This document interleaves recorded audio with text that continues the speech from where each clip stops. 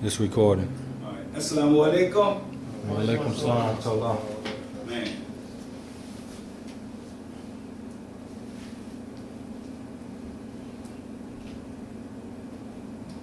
I was asked to give a talk. And I'm going to talk from the Quran and from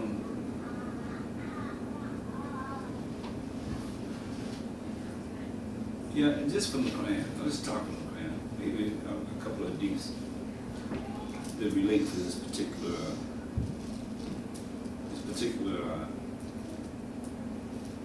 ayat. This ayat is in Surah Al-Ahzab. Ahzab is the 33rd surah of the Quran.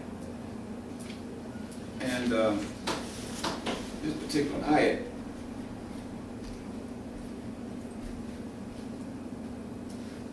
well, I'll read the ayat first and then we'll talk about it.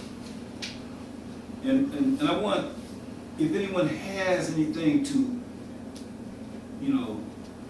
reflections about what I'm talking about, I want you to, feel free. This is not a khutbah. It's just a bayan. And I really want you to say those questions or comments that you may have about this particular ayat, inshallah.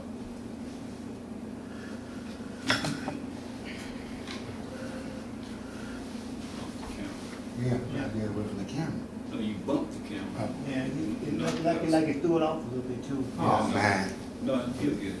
Just look. It's okay. It's good now. All right. أعوذ بالله من الشيطان الرجيم بسم الله الرحمن الرحيم. This particular ayat is out of Surah Al-Ahzab, the 33rd surah, which has so many, ayats in it, that relate to a lot of, wisdom with respect to Allah and His relationship to us.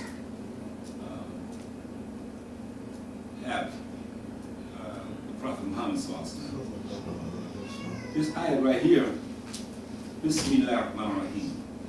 لَقَدْ كَانَ لَكُمْ فِي رَسُولِ اللَّهِ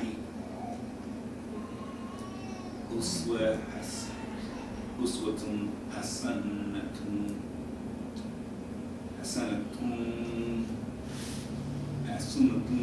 لِمَنْ كَانَ يَرْجُو اللَّهَ وَالْيَوْمَ الْآخِرَ وَذَكَرَ اللَّهَ كَثِيرًا. And Allah speaks the truth. This ayat translates, you have in the messenger of Allah a perfect example, uswatun hasanah, a perfect example for those who hope in Allah, the last day, and who dhikr Allah kathiran, very much. Now, this word kathiran, it means many, plenty when it's referring to Allah. But because we are human beings, you can put a cap on it and say many, maybe 1,000 or 1,000,000 or whatever. But with Allah, there is no limit to His kathiran. It's very much. It's many, plenty. But let's go back through this ayat. And it begins when it says, you have in the messenger of Allah uswatun hasanah, an Uswatun Hasana means a perfect pattern, an excellent example. You know, for who? For those who, one, hope in Allah, two, hope in the last day, and who remember Allah, dhikr Allah, very much, very, very much. Kathira.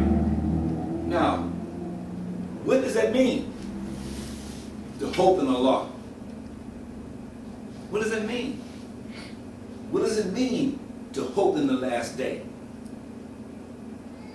That is the question. For those who hope in Allah and hope in the last day, what does it mean?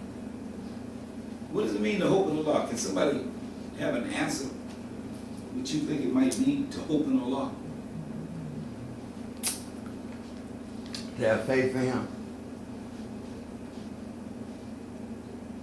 It's really what do you call those kind of questions? Self-explanatory. Not necessarily self-explanatory. It's a Not rhetorical. rhetorical. It's rhetorical. It's rhetorical. There's no one right answer. Right. You know, what come to mind with me is hoping His mercy. hope in His mercy. Okay. Do the sisters have any comments on what it means to hope in Allah?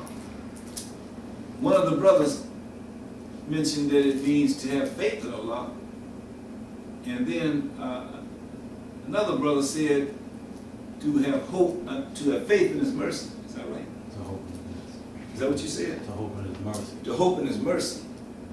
Hope for. Yeah, hope for His mercy. Yeah.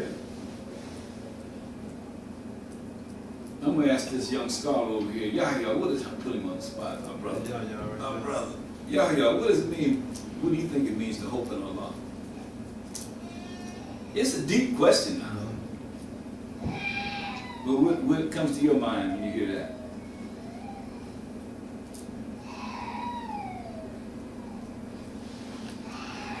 Oh no. You say it then. Asking the question and the saying of I don't know, that means that you're safe. And that's keys to wisdom. Say I don't know is a key to wisdom. But it's even better to say Allah. Allah knows best. Allahu Alam. What are you gonna say? A total faith, you know what I'm saying? A total awareness of His presence. Total faith and awareness of Allah's divine presence. Anybody else got something? To add to that? What about you, Abdullah? To have Yakin, Allah, so that can help you go through everything, do everything you want to do. You said it means to have yaqeen, certainty. You know. And anybody else want to say something? To fear his wrath. I don't think hope. No. You know, it's somewhere between hope and fear. You know, that's what we are, caught up somewhere between hope and fear. You know. So it's in between those two extremes. It's like, they're not really extremes, you know, with those two concepts of fear and hope. Because you know I said, amen, because I said, if you're a believer, you hope so that you fear his wrath. Somebody that don't hope in that wouldn't care less. Don't say his name, but it's, Okay, all right. I don't want to say don't care about life. Oh, yeah, but I don't want to say it. But I say, yeah, if they are hope and fear, they don't care. They just do what they want to do. Like you said, the prophet say, if you don't have no, what they say, what they, on D going, I don't want to lie on the prophet. That's why I don't know how it goes. If you don't have no, Shame. Yeah, shame to do what you want. Yeah, but it's going off into another whole dimension that I don't think it's outside of what it means to have hope in Allah and hope in the last day. Okay. Because we can figure out what hope in Allah means, it's going to help us to understand what hope in the last day means. It's like, I think it's more like what Abdullah was saying, that it deals with, yaqeen, certainty. That we're certain that Allah is going to keep His word. He speaks the truth. Have no doubt. Yeah. Arrive of feet, no doubt whatsoever in it. So to have hope in Allah and to have, because the Prophet definitely had hope. That's why when anything good happened to him, one of the forgotten sunnahs, he would come to the masjid and make 2 rakats. You see Muslims doing that too much. They're usually when something bad happens to them, they come to the masjid and make 2 rakats. But to have hope in Allah means that you know Allah is going to keep His word. He speaks the truth. His word is true. And to have hope in the last day, you look here, the only thing that is keeping us out of paradise is death. That's the only thing keeping us out of paradise. In the actions that we do on this side of the grave, That's why I think, it's going to keep you out of paradise. That's what keep you out of paradise. But subhanAllah, we have to die in order to go to paradise. We have to pass through that veil of death. That's what happened. And it's a certainty that we're all gonna die. Yeah, It's a certain, just as we are right now are alive. One day, then one, it's for all of us. You know what I'm saying? We gotta pass through that. And so the Prophet was a perfect example. Perfect example. This was an hasanah. Excellent example. Perfect pattern that we follow. We have to, take on his character. And his character was the Holy Quran. That was his character. He was described as Al-Quran Yamshi al-Ard. The Holy Quran walking upon the earth. That's how he was described by his one of his wives. So Allah subhanahu wa ta'ala, He says laqad when He opens up this ayat. Laqad. Qad means truly, verily, but in a superlative sense. And when you put the lam in front of it, laqad, that means even more so. Truly, you have in the Prophet an excellent example for those who hope in Allah, hope in the last day, and who dhikr Allah kathira. Now listen, key word here is dhikr. Dhikr of Allah. SubhanAllah. Allah subhanahu wa ta'ala, He says, and a lot of Muslims get this all wrong, their understanding of this ayah. He says,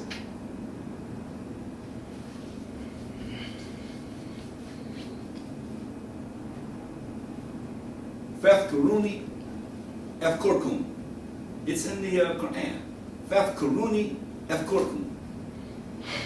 And it means, translated literally, it means, it's a command statement. The word fa in the beginning of it, it means therefore or so.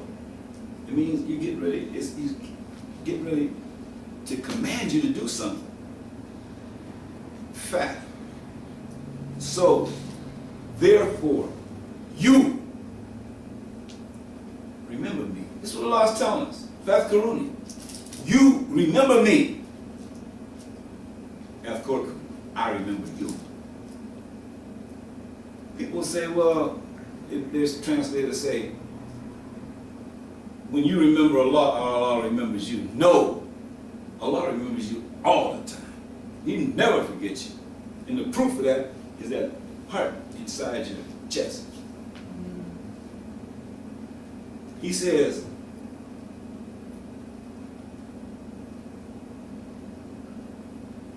Alam nashra laka sadrak. It is we, speaking about himself, who causes your chest to expand. How does your chest expand? When you take in breath. When you take in breath, your lungs swell up with the air and your chest expands. All right? He said, it's we who caused your chest to expand. Your sadur, your sadrak. It means your sadur, your chest. It's Allah who caused that to happen. We don't breathe our own breath. No. It's Allah who causes our lungs to expand and take a breath. Allah says that. So, subhanAllah,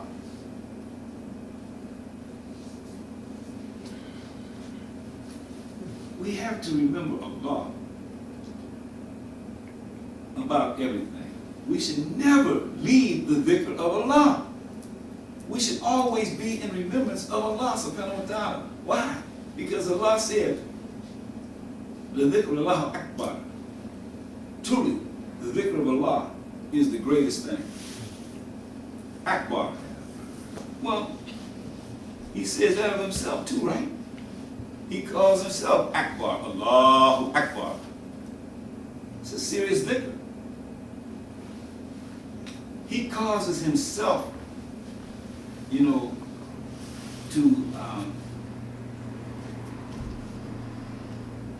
causes us to remember him. He calls himself Akbar, and he says his dhikr is Akbar. And I ain't trying to get too esoteric with this. I'm trying to just stay on Allah with this and the remembrance of Allah. And what Allah is saying here with respect to his relationship with his holy messenger Muhammad sallallahu alaihi wasallam, and all of us Muslims, every one of us. If we're in the dhikr of Allah, that means we're with Allah. And as soon as we leave the dhikr of Allah and begin dhikring or remembering or concentrating on or giving fikr to this dunya out here, then we lose our station as Abdullah or Amatallah. Male slaves of Allah, female slaves of Allah. We leave the dhikr. When we start concentrating on the life of this world. Because when we look out into this world that we are surrounded by, subhanAllah, it takes us away from the remembrance of Allah if we don't include Allah in that thought. We should stay in the dhikr of Allah just like the Prophet ﷺ. He stayed in the dhikr of Allah. He stayed in the remembrance of Allah. And he told the Sahabas who he saw sitting there dhikring, they were just sitting there dhikring. Alhamdulillah, subhanallah, la ilaha illallah, Allahu Akbar. And he asked them, what are you doing? And they said, we were just thanking Allah for making us Muslim and keeping us Muslim. And they thought the Prophet was admonishing them. But he wasn't. He said, no, you got me all wrong. I'm not trying to check y'all about nothing. Because when I came in, I saw y'all doing this. He said, the angels said to him that they were doing a magnificent thing. That's what Allah told them. Told the angels to tell the Prophet that those people were doing a magnificent thing in the dhikr of Allah, the remembrance of Allah. So that's how this ayat ends up. It said, truly you have in the messenger of Allah a perfect example, excellent example for those who hope in the last day. I mean, hope in Allah and hope in the last day, and who dhikr Allah very much. So we do.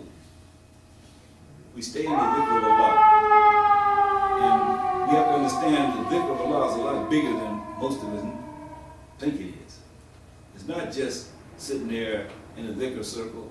It's not just reading the Quran. It's in our whole act of worship. Whatever form of worship we're doing, whatever aspect of that we're doing, that's dhikr of Allah. And when we're making salat, we better be in the dhikr of Allah. We better remember who we're praying to. So, alhamdulillah, I'm finished talking about this. I want to hear some comments. You were saying about you got to go through death before we can even think about getting to Jannah. Sure. Right? Well, no, you think about that in the dhikr before you even get Oh, to right. death. I've heard that before. Right. Always remember death. Well, death is a dhikr. Man, really, to the believer, to the Ahlul dhikr, the people of dhikr, everything is a dhikr. Everything that we experience is a dhikr. It's a reminder of Allah. If we don't see Allah, like the Prophet, he was asked by the angel Jibril, what is Ihsan? Ihsan. And he answered him. He said, Ihsan is to worship Allah as though you see him. And if you can't see him, know that Allah truly sees you. All right? So, if you cannot, see Allah, when you look at this creation that Allah created, you can't see his face. We should be able to see the face of Allah shining through all of this madness, man. We should see the face of Allah in every direction we look. Even inside ourselves. All right? So, subhanAllah, it's when you run across people who are not spiritually attuned, they can't see Allah's face. But the believers, I'm telling you, they never take their eyes off of Allah's face. They have the right eye and the left eye constantly pressed against the face of Allah. They do. But if you can't, then you have to see Allah's handiwork in this creation. You see that Allah's hand is the hand that's moving the wind that causes the leaves to blow off the trees. Okay. I don't want you to throw you off track from what you're saying. But it said that we would never have been in this position if Adam hadn't sinned in Jannah. I don't know about that. Haven't you heard that before? I ain't never heard of that's not his land. Huh? Haven't you heard it before? That's not his land. Wait, We talk about can this I explain myself a little bit better? Yeah, go ahead. What you listened to me before, just a little bit. They said that when Adam, I heard this. I have heard people say that when Adam sinned, we were thrown out of paradise, so we have to go through this life in the dunya. Yeah, but see, And death to get I'm possibly get gonna back. tell you what my sheikh told me. He said, never say what you heard or what you think. Don't speak from that. The only thing you should speak from is what is written in the sacred knowledge, in the Quran and the Sunnah. Never speak from what you heard or what you may think. You only think, or you only speak from what's written in the book of Allah, in the Sunnah of his Prophet. Then you're on safe ground. Because when you start talking about what somebody else said or what you heard, if it's not verified by the Quran or the Sunnah, then whoever said that to you, pardon my language, was farting out their mouth, man. Because we should only speak from what's written, man. Anything else is shaky ground. It's shaky ground. But what is written in the book of Allah, in the Sunnah of it, in the Sharia, that's solid ground. Have you heard anything that's related to what I've said that was written? That was verified what it was written yourself? About what? About Adam.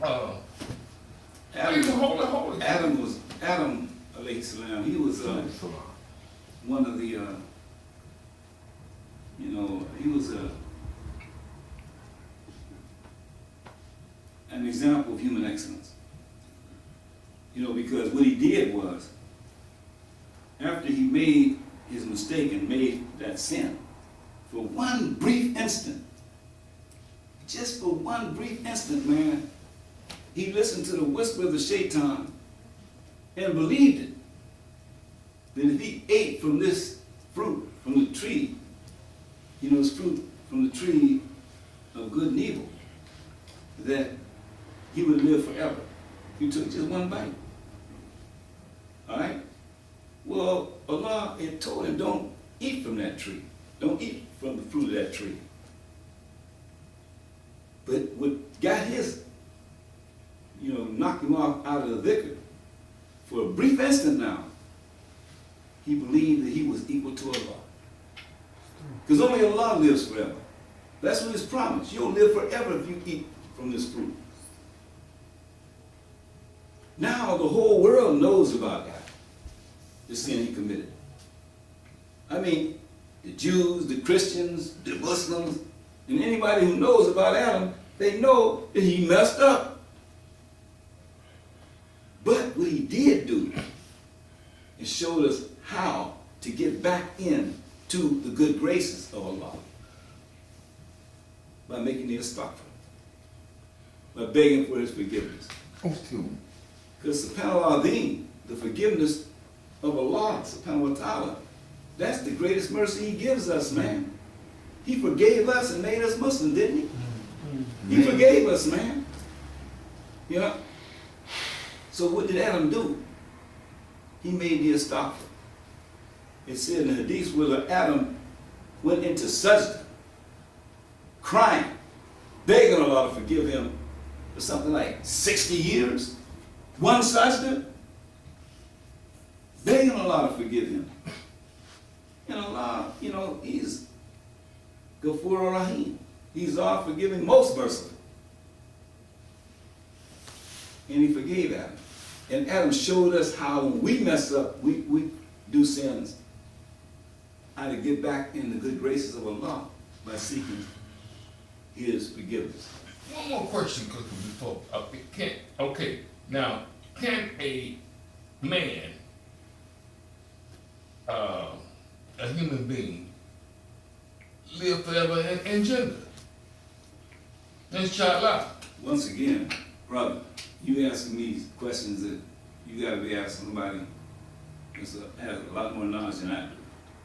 You know what I'm saying? All I know is Adam was the first one and the only one to ever be kicked out of paradise, other than, Iblis. But Adam earned his way back into paradise by way of this istighfar. All right? And when we go to paradise, ain't no eviction. Ain't no eviction for us. If we die believing, we go to paradise. And it's forever, man. Allah subhanahu wa ta'ala, He says that we go to the garden that in Takahel and Haru, where there's rivers that flow underneath, and we'll be in there, Khaliduna fiha abada. Abada means forever. We will be in that garden forever. All right? So, to answer your question, once again, we go back to what Allah says in the Quran. Amen. And that's what Allah says in the Quran.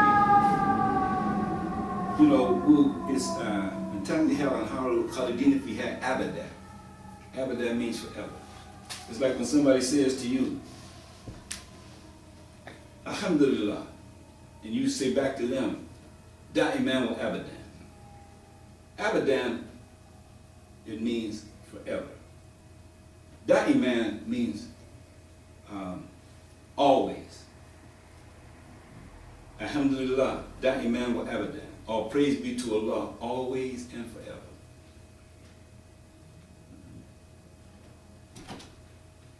Look like everybody's bummed out, so. Bummed out. So what we'll do is, the sisters, y'all, sisters, got anything that you want to add to this discussion? You can hear? Can you hear us? Huh? What they say, yes sir or no? Yeah, Sir? they say yes, sir. Oh, Yes, yes, sir, we hear you. yeah. Can you want to add to the discussion we have?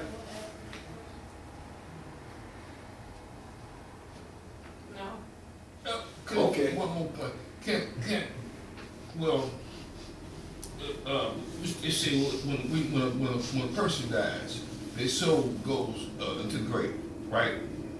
But do it goes up to Allah? It goes up to Allah. Well, the body goes in the grave. Yeah, but so goes up to Allah. So that's the Quran. Well, yeah, it goes. It has to stand before Allah. Mm-hmm. Okay, But can Allah take that? Can Allah? This is just I don't understand the context in which I'm asking you this. How do you feel about this? Can Allah can that person that soul skip the day of judgment and go straight to Jannah? skip the day of judgment. And go Yeah. straight to Jannah. Guess you talk about like Shaheed, but don't the Shaheed still stay in the ground now? And go straight to Jannah. And go straight to Jannah. That would always be, without no accounting. Oh, no. Without no accounting, shaheeds, they do. Shaheed, the only one to do that. Well, I'm not the only one. Well, the Shaheed, who else you know? There's others, but Allah can have mercy on another soul out of his power and put him straight into Jannah. Right? Inshallah. With subhanallah, right? I'm pretty sure that Huh? the Buddha, the Muslims, the messengers and the prophets, same thing. They don't have no accounting. That's what I was about to say. I just stopped myself after I thought I was saying the wrong thing. I almost said the prophet. I mean, the prophet saw him. So lovely, so. Do you think that he has to stand before Allah on the last day? Yeah, but he gonna do it for passive he duty, man. That's all he gonna do.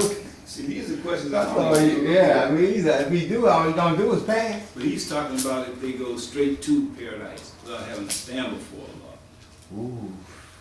You know, all I know is the paradise. Yeah, that's all I The know. prophet saw him was So the first lovely, one so. to enter paradise. Yeah, yeah. You know, he's the I bet first wins one. that. You know, Oh, that. and I'm pretty sure that that is also true with all of the prophets who Allah made Masum. So lovely.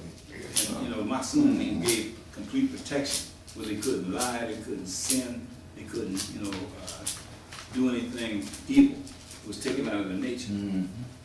Because they came to give the message of La ilaha illallah, every one of them, all 124,000 prophets. They were given, that maqam of being made by Allah, Masum, who they took out of their nature to do any evil, to make any sin.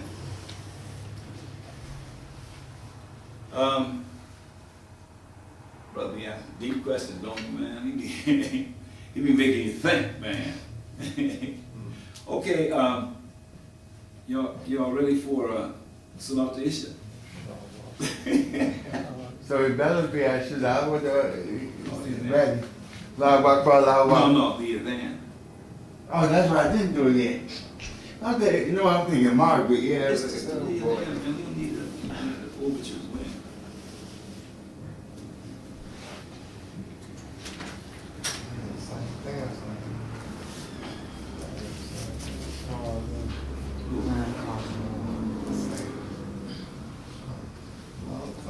Okay, Subhana rabbika rabbil izzati amma yasifun wa salamun ala mursaleen walhamdulillah rabbil alamin wa salatu wa salam ala rasulil kareem.